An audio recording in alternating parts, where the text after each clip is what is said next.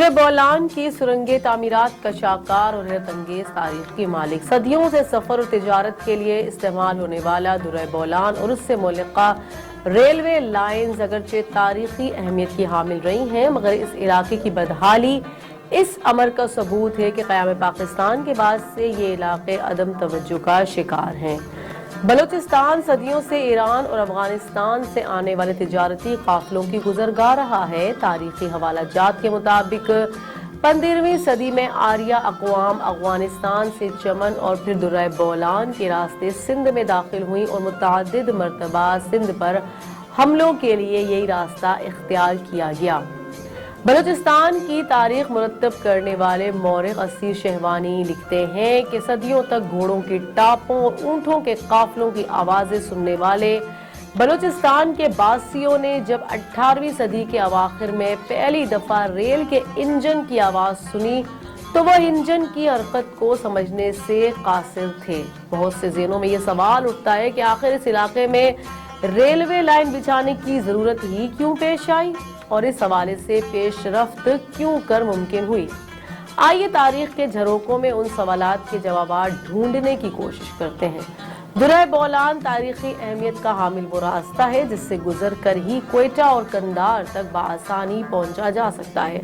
اس درے میں railway line تعمیر کرنے کی تجویز سب سے پہلے 1857 میں اس وقت کے ریلوے چیئرمین مسٹر ولیم پیٹری نے دی تھی، جو وقت اس بارے میں لارڈ پامسٹن سے ملنے گیا تھا۔ اینڈریو اس کے ترجمان تھے۔ 1878 تک فوجی لحاظ سے پشین اور قندھار کو ریل کے ذریعے ملانے کی اہمیت بہت زیادہ تھی اور براستہ ہرنائی اور براستہ بولان پاس دونوں تجاویز زیر غور رہیں۔ 1869 میں اس علاقے میں پہلی ریلوے لائن بچھائی گئی اور سن 1880 میں اسے وسعت دینے کا فیصلہ کیا گیا۔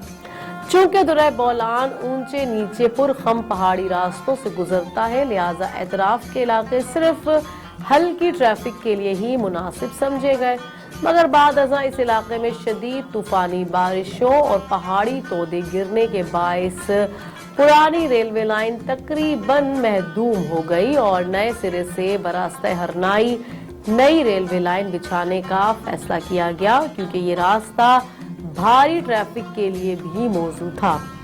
تقریباً 4 سال کے عرصے میں یہ نئی ریلوے لائن مکمل ہوئی اور 1857 میں پہلی ٹرین بولان کے اس راستے سے گزری، جسے آج تک سفر اور تجارت کے لیے استعمال کیا جاتا ہے۔